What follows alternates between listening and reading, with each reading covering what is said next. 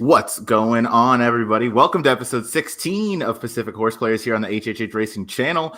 I'm your fill-in host for the day, normally your co-host, but I'm Ryan, and I'm joined with my Get Bucked co-host, Jackson Muniz. Jackson, what's going on? Not much, man. I think it's the first time we've ever done a podcast together, so I'm pretty excited for it. Yeah, absolutely. This is the first for us because it's the first time you've been on this podcast, and Meagher has not been running at Santa Anita. So there is still a first. You're going to see a lot of this duo this week as Jackson, you and I have some shows going on tomorrow, but we'll get to that a little later.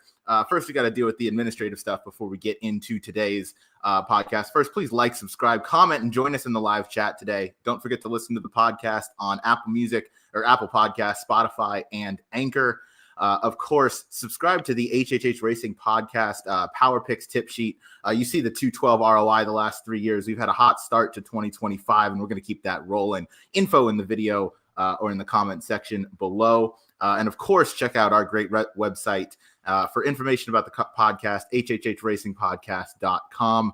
Again, thank you, everybody, for the support. And Jackson, we have 4 stakes to cover. We're also going to be doing the Turf Pick 3 as our best bet today. So we have Derby points on the line, and maybe a relatively small field, but should be a nice one. Let's go ahead and check in with the chat. Katie here and ready as always. Katie, thanks for joining us. Jim, we never mind if you join us in here. Thank you. Of course, our good friend Matt Miller is here, and congrats, Matt, on the tourney success. This guy has just been on an absolute tear. I see him on Twitter all the time. But yes, Katie's got it right. It's the Get Bucked HHH podcast style type night. I think this is take two of this. As we get into it, again, we're going to be going over the stakes races on this Saturday's card at Santa Anita, and we're going to be going over the Turf Pick 3 as our best bets. I'm also going to be debuting something. Jackson, I know on our shows I've been perhaps a little critical of it. And as we got to say hey to the boss man, and Noah's busy up in Tennessee cheering on UK as they just upset Tennessee. So way to go. They're really interesting.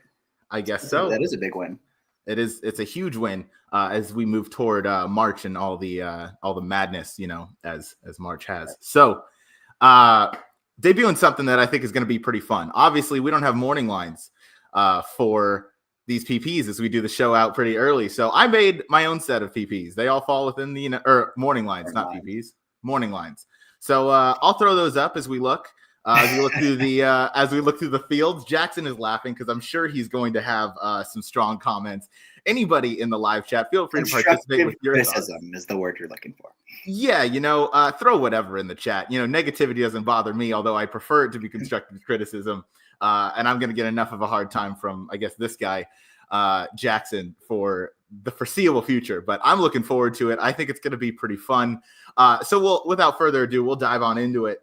Let me throw the picks up here for race number 3. Of course, race number 3 is going to be the grade 2 Santa Monica Stakes. We don't have the biggest field. Jackson, if you had to guess, who is my morning line favorite? I hope it's Hope Road, but I don't know. It is not. It is Richie at 6-5 is who I have on the morning line favorite, with Copian at 9-5, Splendor 7-2, and Hope Road is your longest shot in the field at 4-1.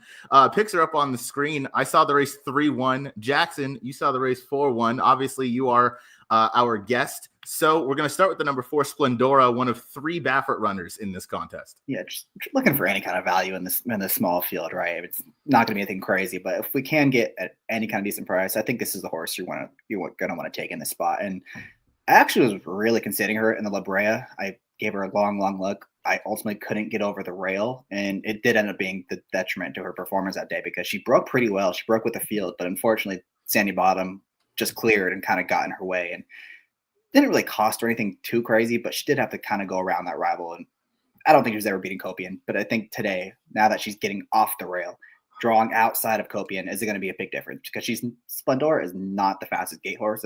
That was also my concern on the La Brea card. So now that she's drawing the outside, she's going to have that opportunity. She doesn't need to break super quick, but get her out of there, get in her some kind of rhythm and press Copian on the outside in the clear. You're going to be the one that's applying all the pressure. And I just like what she's shown. I mean, I thought she still ran pretty well last time. You see those ascending speed figures. Who knows where the ceiling is for this horse? And if you're going to take anyone at any kind of price, I think Splendor is the one you're going to want.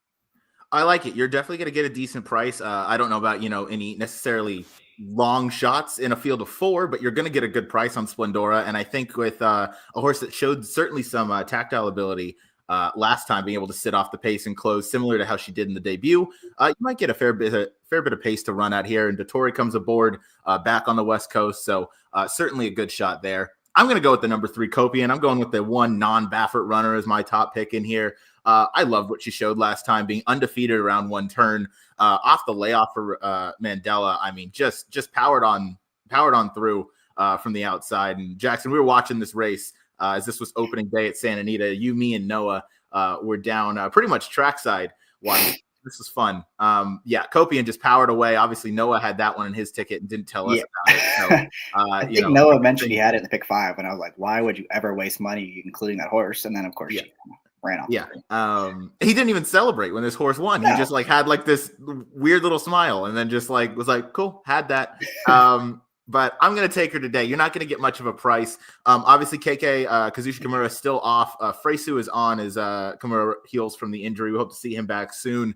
But yeah, I mean, Freysu's certainly no downgrade. He's a great guy to have in the saddle, great finishing ability. But I mean, this is just a runner that can sit just off of any pace that Hope Road or the Rail Runner shows that we're going to get to here in a minute. But I'm just going to take Copian right back here. This is almost a softer spot. I mean, you're just kind of facing less rivals. You're facing 3 decent Bafferts. So it'll depend. But I mean, she put away a couple of these before. So why not again? Jackson, we'll go back to you, to Richie or Rishi, who won the Las Flores last time out, upsetting Breeders' Cup Sprint, I believe 3rd place finisher or 2nd, Pleasant for Bob Baffert. Yeah, she's good. I had her last time. I was very happy to cash in on 3-1. You're not going to get that this time. Again, it's just a short price in a small field. I don't know what kind of trip she's going to get from the rail. I wouldn't be surprised if she's on the lead. I won't be surprised if she's coming from last. I mean, you really don't know when Baffert has 3 what you're going to get. It just feels like last time was a time at a good price. And I do believe that, excuse me, the long-term goal is the Beholder Mile next in early March. So I wonder how fully cranked up she really is for this race. It's not like she needs to win. She's already a grade 3 winner. So this might just be a bit of a prep, I would say, for something down the line. Yeah, it's almost like one of those races where Baffert has so many entrants that they just want the race to go. And it's just going to be kind of one of those workouts. But you get paid, a little paid workout for this horse, perhaps. So we'll find out. And then just to mention, the number 2 Hope Road comes in here off a rather disappointing La Brea effort where she was a little over 2-1 that day. About, I guess that's 5-2, but I don't know what to expect from this one. Clearly disappointed last time out, but might be able to bounce back. And you're probably going to get a pretty decent price in the 5-2 range, I would guess, right back again. So.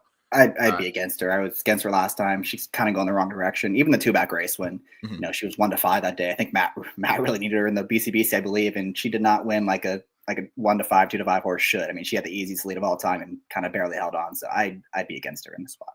Absolutely correct. That's race number 3, the Santa Monica Grade 2. We're now on to the Grade 3 Robert B. Lewis, where there are Kentucky Derby points on the line. However, it's going to be a reduced amount because we only have a 4-horse field in this one, or rather a 5-horse field, 3 of them trained by, again, Bob Baffert. That might be a theme for these first couple races. 2 picks up for us for race number 4. I saw the race 3-1. Jackson saw the race 1-3. Your morning line favorite, you ask, is going to be the return of Breeders' Cup Juvenile winner, Citizen Bull. I have him at even money, which I feel like is fair. Jackson, any major pushback on that one yet? Or have I done all right through these first 2? I think you're good. All right. I could see Rodriguez being a little bit lower than that, but other than that, I think you're okay. There we go. All right. Well, we'll start with, I'll touch on this horse real quick. The number 2 that neither of us have, that's Citizen Bull. I assume, Jackson, you're in the same ballpark as me, your same thought process that just this was a garden trip. This one sat in the juvenile, wasn't asked to do anything. And of course, the morning line favorite and post time favorite, East Avenue, was eliminated out of the break. When he went to his nose. So just a weirdly run race. This is the first time we're seeing Citizen Bull come back. So I'll start with the rail runner, Matticat Road, horse I was very big on debut in the grade 3 Bob Hope, but take it away with this being your top pick. Yeah, I believe you told me in quotes that he was a super pig. So when Ryan uses that term, it means the horse is a superstar. And then Ryan didn't even bet it first time out and he almost won. And then he didn't bet him second time out and he did win. So look, this is a horse I thought it was a little interesting last time because he did run pretty well on debut. and then they cut him back, which I thought was kind of weird.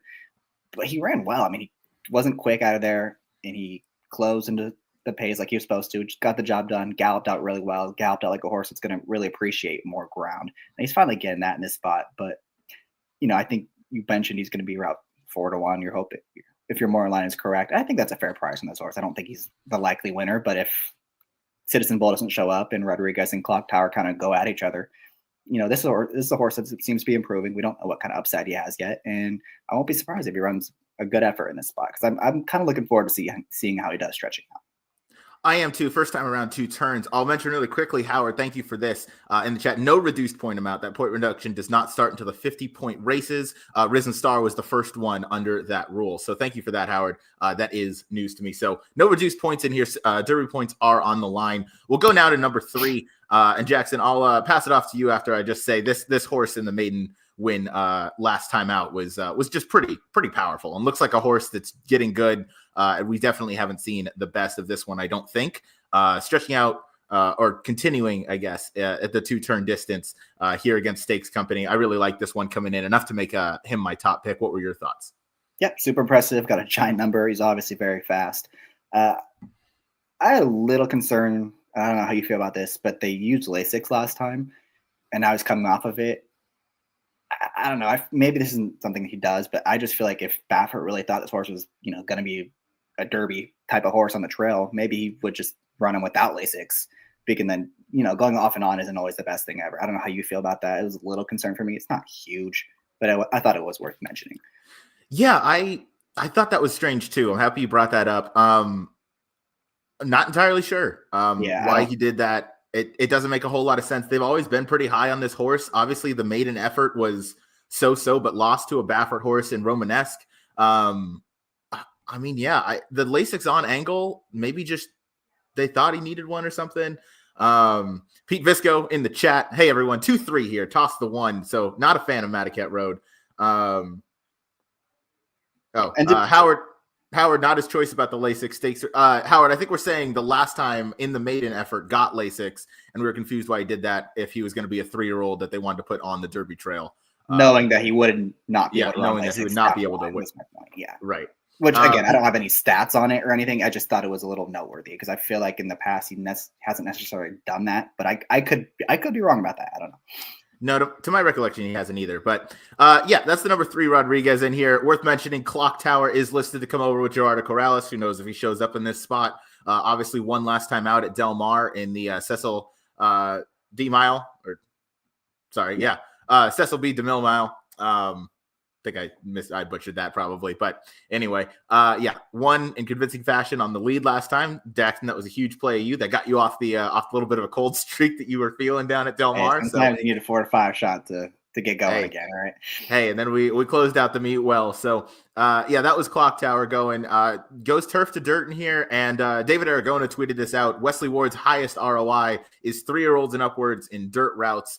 Produces Wesley Ward's best ROI. And I think, Jackson, you and I were talking about this, likely because those are the efforts where you kind of look at other trainers. You don't necessarily think of Wesley Ward being a dirt route trainer. So he doesn't go off at the 3 to 5s and the 1 to 2s like he does at Keeneland or anywhere in a turf sprint or in a dirt sprint with those babies. So that is race number 4. I think we spent enough time on that one. That's the grade 3 Robert B. Lewis Stakes. We'll go now to race number 6. That's going 1 mile on the turf. Grade 3 megahertz. We got more stakes action coming up. Picks are up on the screen. I saw the race 6-4-3. Jackson saw the race 4-3-1. And now my 7-horse field, I have the morning line favorite as the number 4 Rashmi. I shouldn't be surprised, Jackson, that you picked this one on top. You're a big Rashmi, big Jonathan Thomas guy. Obviously, this one dazzled over the summer at Del Mar, or the fall rather at Del Mar, running 2 times in 2 weeks and really looked good doing so. Came back last time in the American Oaks when She Feels Pretty blew the doors off the competition. Comes back here and just nice little class drop, logical spot. What were your thoughts? She just continues to get better, and these are the kind of horses I just love betting because she's gotten faster in her last 6 races, just faster and faster and faster and faster.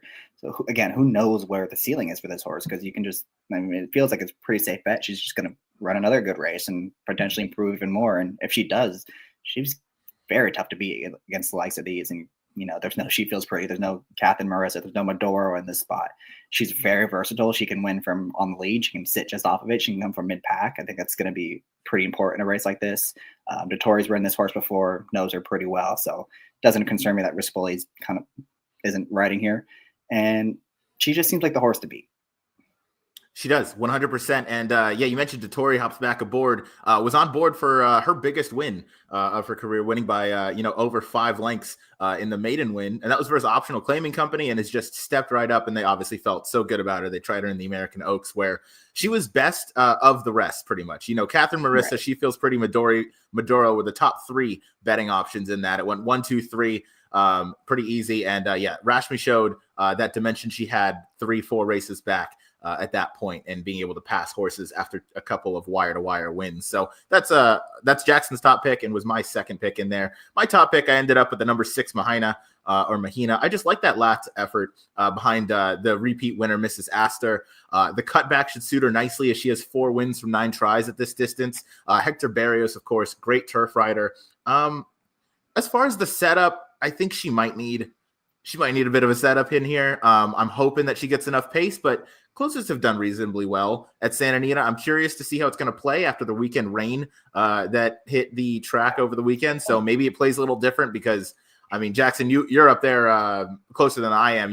This Southern California didn't see a drop of rain from maybe May through last weekend. So certainly could change the dynamics and could change how the turf course plays. But either way, I think this one might get a little bit slept on, just with, the likes of Rashmi, and then the number 3 horse that we're going to talk about right now, Sariha, coming off a dominant win. Pratt is off, as Pratt is elsewhere in the country, I assume. I don't know where he is. I did look on Equibase. He's not entered anywhere. So I did too. Maybe he's suspended. Maybe he's in another country. I don't know. Maybe he's taking a weekend off. He certainly deserves it. He's riding Sunday at Santa Anita. He is riding Sunday, so doesn't make sense. Who knows? But on to Sariha. This was a horse that you picked in second, so I'll let you talk about this one first. Yeah, this was more I needed someone in second. I really love Rashmi. I think she's going to run a big one in this spot. This horse is improving from Arclat. Claimed her 2 back and has run pretty well. Won both times. Beat some decent fields doing it. Especially last time was impressive. She got a really good setup that day, and she beat absolutely nothing, but she was still impressive doing it. Got a good strong number. Real Fire came back and ran. She was a 3rd place finisher. I think she finished last weekend, so that's not really encouraging. And then, Strutting was second and 2 back, and I think she finished 2nd or 3rd again at a similar level. So not quite sure how she stacks up class wise, but she's too sharp in form to ignore, I think, completely, and she deserves a shot in this race. Absolutely deserves a shot. Worthy of my 3rd overall pick in here as well. I just kind of went through the conditions the last couple. Has won like a good thing. Yes, got a great setup. Pratt with a really good ride last time out. And just, she had the horse, and she won the right way. She faced nothing. She blew the doors off by over 4 lengths. That's what you want to see. She was the favorite that day, so she did all the right things.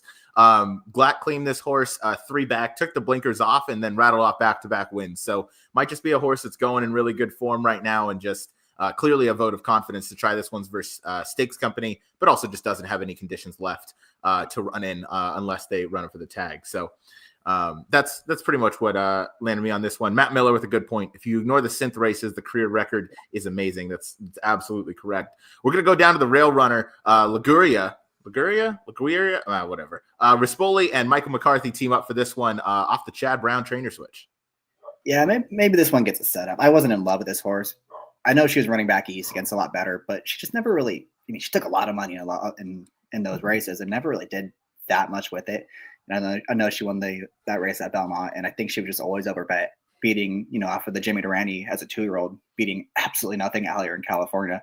Now she shows up for McCarthy. Rispoli does show up here. I think that's a little interesting. And, she's the best close in the race. It's not really close. I'm not quite sure what kind of setup she's going to get in here. And I don't know if she's fully cranked off the bench, because she's never run that well first time off of the long layoff in both the debut and her 3-year-old debut. So this is going to be more of a wait and see approach for me. I'm curious to see how she runs, and maybe she's one to look for next time. Yeah, this is a wait and see for me too. Not actually for the reasons you mentioned, but strictly because horses that switch off of Chad Brown, typically it's claimed off of Chad as the bad angle. But just coming out of the Chad Brown barn, I know she's gotten a lot of time, and Michael McCarthy is certainly no slouch. He is incredible out on the West Coast, training anything from sprints, routes, turf, synthetic, whatever you got. He will take it. But I just want to give this one a race. Hasn't run well off the break. And then, actually, Jim Pilares with the same. My issue with LaGuardia is she does not seem to run well first off the layoff, which is fair. I like the wait and see approach. Could get the setup and could maybe just has enough. She was running against much better out east, as you mentioned. So that is race number 6, the Grade 3 Megahertz Stakes. Next up, we are going a mile again on the turf course. We're going in the Grade 3. Is that the Thunder Road? Grade 3 Thunder Road. Let me throw the picks up on the screen. I saw the race 957. Jackson saw the race 329. A few different horses we can talk about here. And the morning line favorite for me was the number 9 SEAL Team for Mandela and Rispoli at I have that horse. I believe that was that 9-5 is what I had that horse. It was at? 6-5. I'm a clown. 6-5. There's no way the horse was 6-5. Okay, well, I had that horse at 6-5. We'll see. 9-5 might be a better one. I guess I got to talk to the morning line guy. I got to find out who that is. But we'll start off. Know who it is? We'll start off with the number 3. Can you show one more time? I'm curious what you put my top pick at. Oh yeah. I can show that. I'll leave it up here for a bit. 15-1. I love it. Okay. 15-1. I feel like that's fair off the layoff. Getting back into Grade 3 company didn't exactly wow us last time and got a huge setup the time before. But take it away with Zio Joe, your top pick, and I'm curious to see how this morning line does. Yeah, I thought this was a really good betting race. I thought they were all pretty evenly matched. I think anyone was going to be overwhelming favorite in this spot, and I thought it was pretty wide open. It was a good mix of speed, good mix of horse to come off the pace, and I just think this is a horse that's kind of going to be forgotten about a little bit. So I wanted to make him in my top pick in this spot. I thought he's running really well recently. You look at that race, 3 back, ran off the screen, beat a next out, or maybe it was two race. The horse came back to win. To that point, the horse that got second in that race. Then came back at Del Mar against a really solid allowance field, won that race too, and did not have another went fast, but El Potente was completely loose. That horse came back to win. He's also entered in here. Old Pal came back to win a 6 race, I think 2 weekends ago. So that was a good field he beat that day. And then last time in the Seabiscuit, had a bad trip. He was not an awful trip, but he was hugging the rail the whole time, which was good. Moving up on its own down the backside, checked out of there.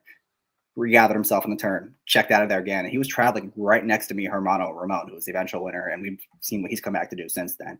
And what I love the most is he had it checked twice, lost a few lengths, and still, re-rallied again after that. Was able to split the field. Got a little tired late, but he came with his run. And I just think he's a horse that's on the improve. He's in really good form. I think he's going to get a pretty good setup in here. There's several horses that want to be forward. And again, I think he's going to be a little forgotten about. So give me Zio Joe off of the trip. And I think he's going to be a handful in this race.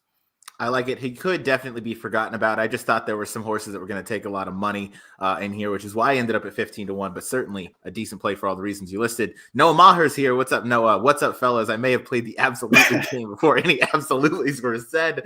Absolutely. So, Noah obviously having fun up in Tennessee as he's a full-grown adult now, so good for him. Going to number 9, SEAL Team, my top pick in this race. Last out effort in the San Gabriel was good. Probably, I can't say what should have won that day because you're facing the likes of Johannes, and Meagher Ramon ran pretty well on the Pegasus turf last weekend, where Johannes obviously would have been an odds-on favorite, and after that race was run, probably would have won that race, or at least been pretty close with Spirit of St. Louis. SEAL Team comes back. I think 2 back in the Seabiscuit, everyone was hoping that he was, that was going to be the time because he was favored off the bench, came back, and, in that same race that Zio Joe was in and got checked out of, this horse was a little over 9-1, but seems to still have a lot of run left in him. So I'm going to take him here. 6-5 might be a little bit low, maybe 9-5.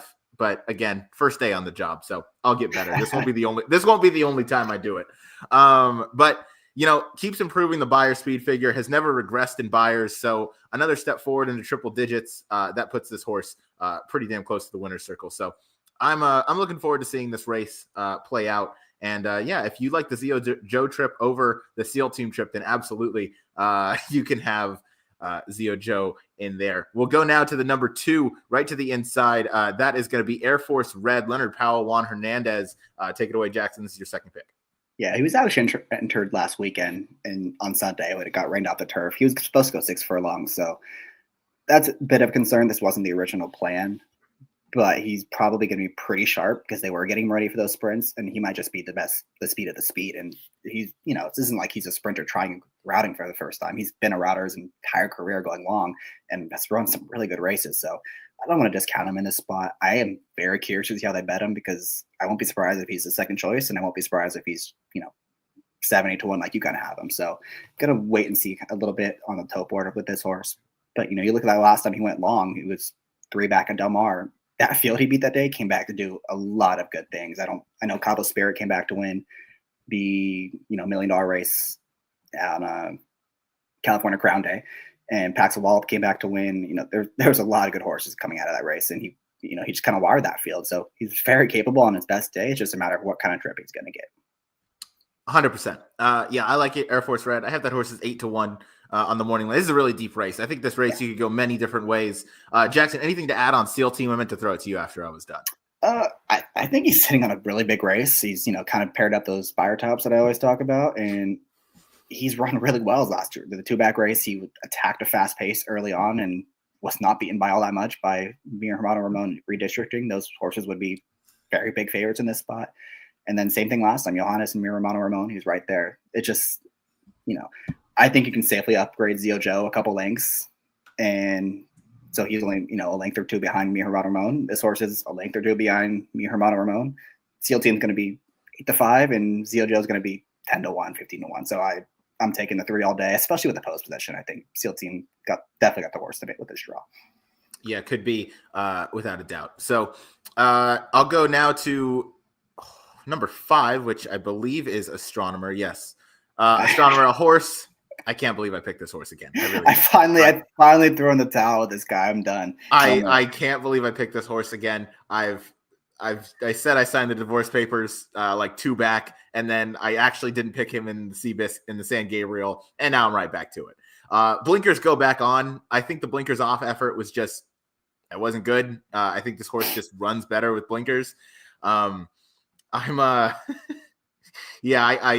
picked this horse and I laughed, but this horse has faced the best company. A lot of these are coming out of, getting ran off their feet by Johannes, getting beat by me in the in the Seabiscuit against Mi Hermano Ramon and redistricting. Astronomer finished 3rd that day, had a decent trip and got a pretty good run of it. Kimura gave a great ride. I'm going to take this one back. You get the Torrey aboard. Again, no slouch in the saddle. You get the Torrey riding. I can't believe I'm taking Astronomer again. Can't believe he's my second choice. But here we are. There are certainly crazier things that happen. Might be a good, underneath key horse. Might be the one. I want to change my second pick now. I didn't realize it was Frankie Dettori riding this horse. Now the blinkers are going on. This horse is gunning to the front. He has to, right? This is what Frankie does right now. He's just sending everyone. And this horse is going to be really aggressive. And I think that might soften up the 2. And I'd probably upgrade your 3rd pick. I'm going to let you talk about him. Okay. I'll do that now. I'm not going to change the picks, but for anybody watching, that's going to be that. El Potente is going to be my 3rd pick in here for the Red Hat Dan Blacker Barn. Another one that likes to be pretty forwardly placed. Jackson, I believe you were on the show last time we spoke about El Potente. I said he couldn't lose. And you said he couldn't lose, and he is still pulling away from that field as we talk about it, because he did that pretty easily. That was your most likely winner on the day, I believe is what you said. Jim, I share in your interest because I am also curious what is going to happen here. I will post all of them on Twitter because I'm here for the criticism. So I'm here for it. If I can get better, I'll get better. But yeah, El Potente to stick on this one. This is a nice tactical horse. This horse is in good form. And just the horse that we really haven't seen him against this level of competition yet. So I want to see if he can step up his game. Obviously, I have this horse in 3rd for a reason. I think 9 SEAL Team and Astronomer, along with Zio Joe and some others, have definitely tried graded stakes company before. This is going to be this horse's first try versus graded stakes company. But won like a good thing last time from post 11 going the mile at Santa Anita. That's certainly not easy to do. And won like a good thing. Who knew what he beat that day? Ion Rye is meh. Irish Prophet, it's not much of what he's facing in here. But he can certainly impress. And if he keeps going the right way, he's definitely a horse I love underneath. And I mean, he's probably going to really have to have things go his way. But maybe he can spring a pretty big upset in here. So El Patente in third for me. Yeah. And last time also he was 3 wide the entire way. They rode him like he was the best horse, and he proved it because the ground loss did not matter at all. Yeah, Hector knew what he had under him for sure, which is he was the return rider from that ride in the Lure, and then the optional claimer 2 back before then. So that is race number 8. That's the Grade 3 Thunder Road Stakes. So those are all the stakes races, but last one we'll talk about here before we get to our turf pick 3 bets. It's gonna be race number 10. We're going a mile. Optional claimer non-winners of 1 other than. Let me throw the picks up on the screen. I went 11-7-6. Jackson went 10-1-6. Morning line favorite. This will probably be no surprise. It's going to be the number 7, Ciro DiMarzio. I probably just butchered that pronunciation, but going to be the horse for Wesley Ward. Oh, almost there. Here we go. Ciro DiMarzio, Wesley Ward, Mike Smith aboard. Probably going to be your morning line favorite. Going to take a ton of money. Jackson, you've tossed this horse completely. Why? I just thought I thought he got a dream trip last time. He hugged the rail the whole way around there, was, mid pack, and the front runners just kind of, I don't know who it was, but someone just drifted out like 3 paths off the rail, and the sea just parted. And he just got a phenomenal trip, but he ran fine. I mean, got a good second. I just don't know how good that field was. Siennois is a horse I'm not very high on. I know he came back and didn't do much running at all in his next start. Lahana Flavor is kind of a horse that just kind of picks up the pieces late. So again, I just don't know what he was facing that day. And as you mentioned, he's probably going to be a pretty short price in here. So I just wanted to try to find a horse that's going to be a bit of a better price. Well, it's funny you mentioned that because we have my second choice here, Ciro DiMarzio, your likely morning line favorite. And you see this other bold name, Blame the Good Times. Yeah, I'm not going to be having a good time if this horse wins, but Jackson, you will be, because this is your top pick in the race. I have this horse as as I believe 30-1 on my morning line. But go ahead, take it away. I'm never going to talk you off of a 31 long shot. Yeah, you got to be a little forgiving of that last race. Very forgiving of that last race if you want a horse that. Yeah, thank you. Thank you. Fair. That's a good point. Have to be forgiving that last race if you want to make a case for this horse, and I think that's the right way to approach it, because he's another one that we talked about a horse earlier. In his debut, he was terrible. Second time out, jumped up 20 points. Then, came off a long layoff at Keeneland, was terrible. Second time off the bench, jumped up 23 points. And if you're following that pattern, why can't he come up with a good effort in this race? And, the workout certainly would indicate that trend's going to continue. He was not working out very quickly prior to that last race, and I'm looking down there, and it came at San Luis Rey, but it's just bullet after bullet after bullet after bullet. I kind of feel like this horse is going to fire his best shot. Whether that's good enough or not, we're going to find out.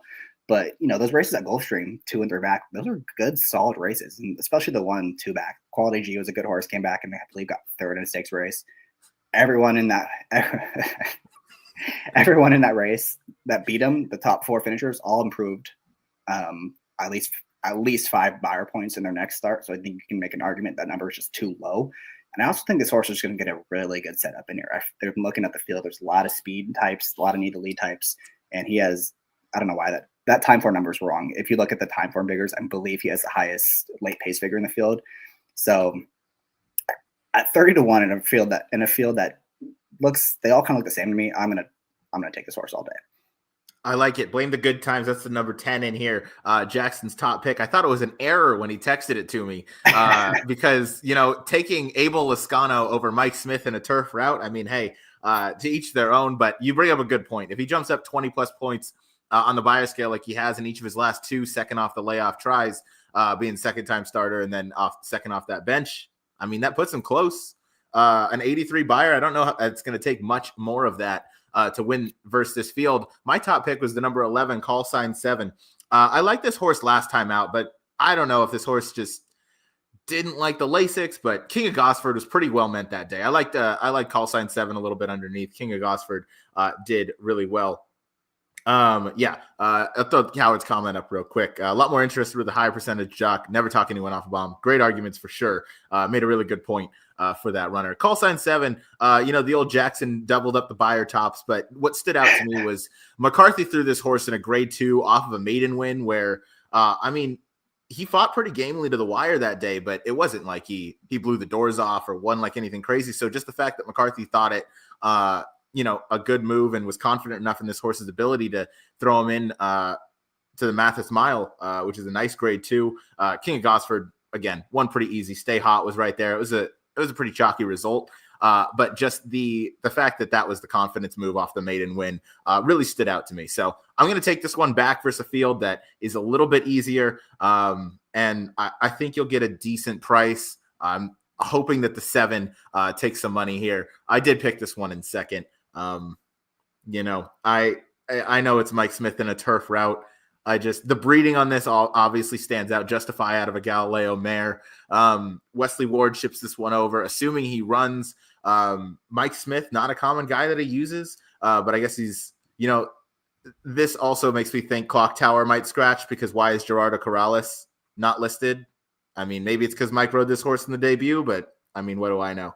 I think this is going to be your morning line favorite, but I think you can beat him. I just want to use this horse underneath. This horse is wide open. Jackson, you've definitely made a good point for the number 10. Blame the Good Times. We'll go now, or we'll stick with you. Freeport Joe, a horse I gave a good look to, but I thought was a synthetic specialist. But you have this one in second. What did you like here? Yeah, old veteran. 8-year-old gelding shows up pretty much every single time, and it seems like he's kind of rounding back into form. The last race was decent against Musino. I believe that's a Doug O'Neill horse, who's a good allowance horse. So, but again, you mentioned it. He's a good synthetic horse. His turf races are fine. I mean, he ran in the San Francisco Mile. He actually had a little bit of trouble late, so he probably would have been a length closer, I would say, in that race. And any of the horses that beat him in that spot would be huge favorites in here. And again, this is the horse that I feel like is going to get a really good setup. I'm anticipating there be a fast pace. This horse is one that I know can take advantage of it on his best day. It's just a matter of, is he still that same horse he was, a year, 18 months ago? For sure. I gave this horse a look. Obviously, the San Francisco grade 3. I mean, you faced some pretty good competition. Balnikov Air Force Red, Lamas, who is in the other race, was in the Thunder Road. Horse that we didn't talk about, but definitely has a shot if he gets back to some of his better form. But Freeport Joe, you're definitely going to get a great price. And Jackson, if you have the Asael Espinoza Abel Lascano Exacta in the last, you could be the host of the Get Buck shows. I will. That'll be fantastic. I'll hold you to that. Yeah, that would be amazing. His top 2 picks, I have at 15-1, and then Blame the Good Times at 30-1. So we're gonna blow this turf pick 3 up, baby. Come on. Absolutely. Might be a single ticket the way this guy's ticket is constructed in here, which would be phenomenal. Last one we'll talk about in here is the number 6. That is, Jules Shillelagh, a horse that was beat by Zio Joe 3 back. This is your third choice and my third choice. What'd you like here? Yeah, he's just another one that's in pretty good form. And I view him as a horse to beat, actually. Just don't know what kind of trip he's going to get.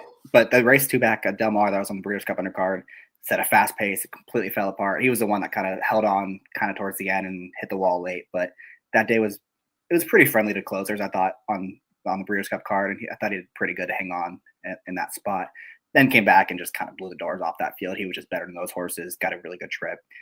I found it a little interesting that Carmona ends up here for McCarthy and Rispoley's on your top pick. I don't want to look too much into jockey musical chairs, but I think that's telling that this Rispoley jumps off this horse after his last 5 starts, and they were all pretty good efforts. So that would be kind of my one little, downside of this guy. But I think he's got a shot with his best race. I just don't know what kind of trip he's going to get.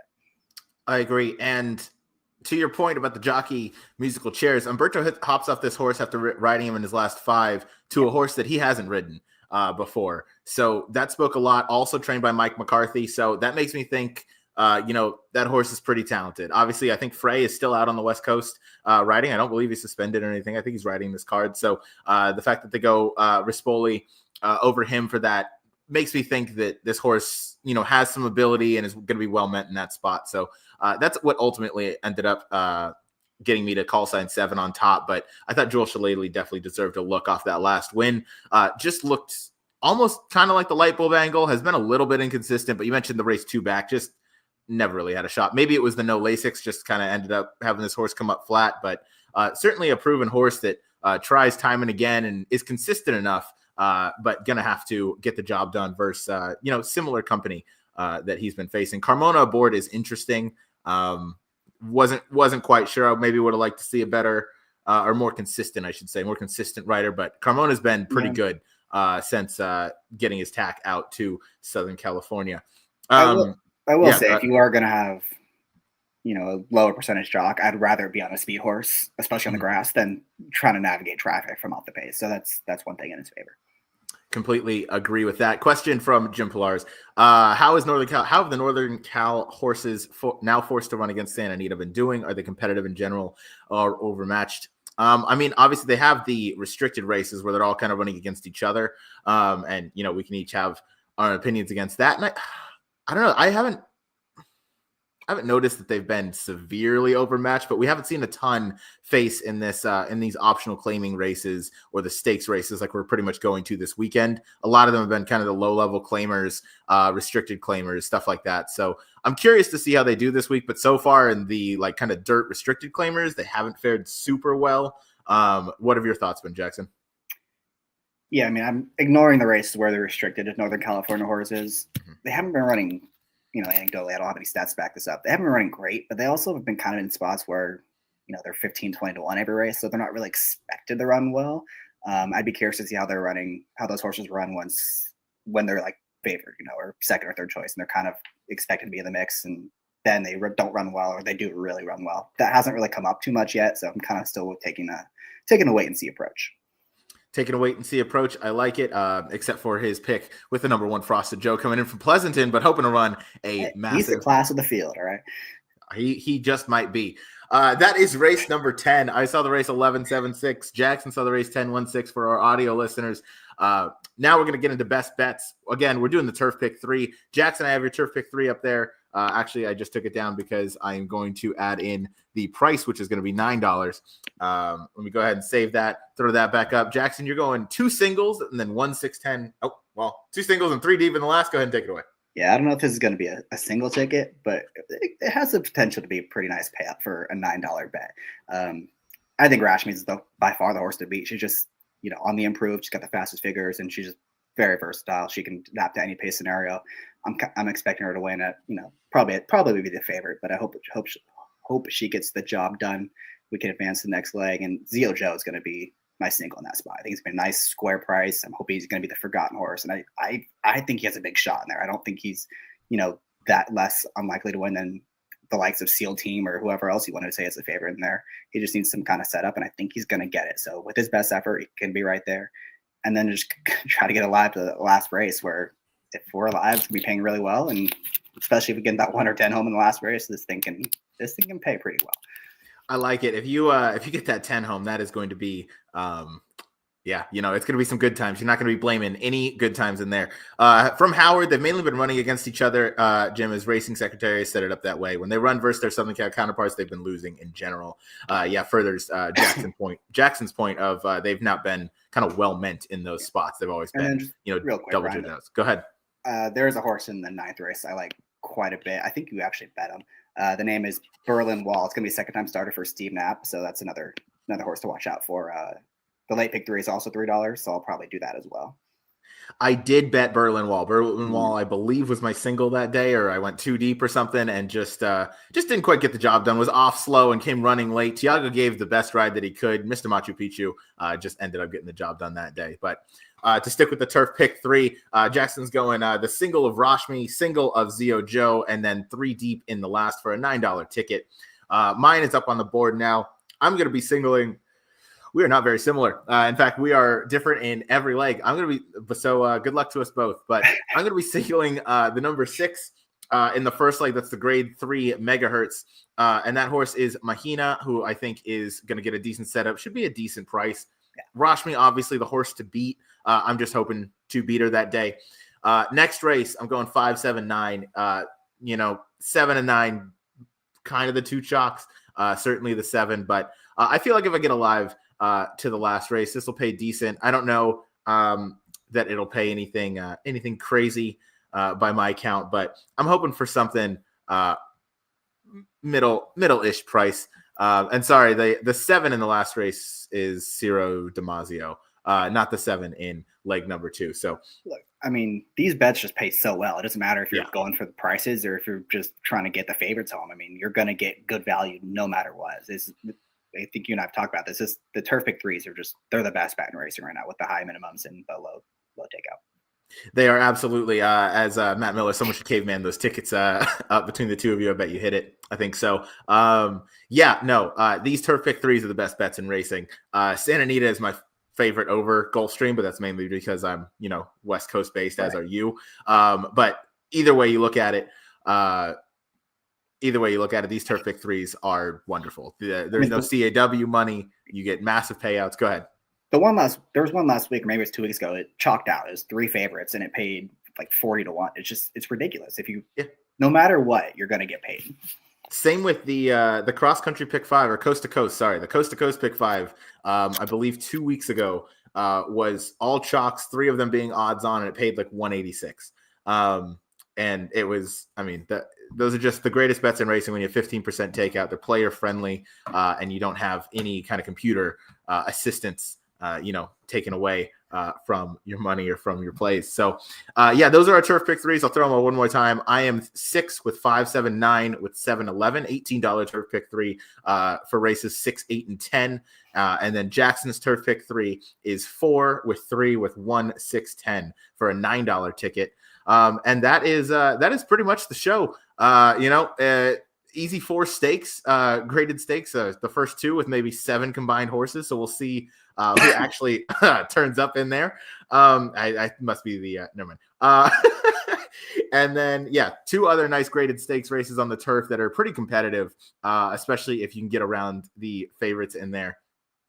So Jackson, before we wrap up this show, I will say that we have 2 shows going tomorrow.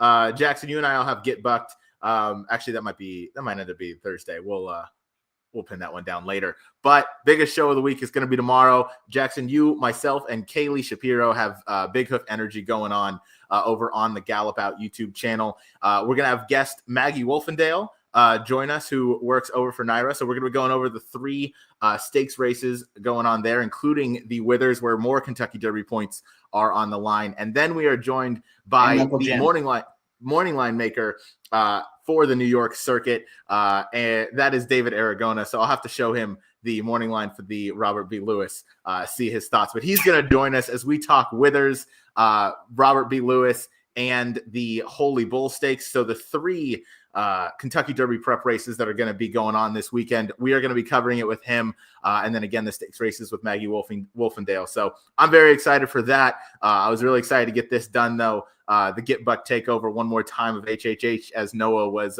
playing the Absolutely game at the Tennessee-Kentucky basketball match. So good thing the Cats won. And Jackson, I'm sure I will see you tomorrow, and I'm sure you'll be back on PHP as soon as Miramati is running in the Big Cap. So for everybody, I'm Ryan, and of course Jackson, as we like to say at PHP out.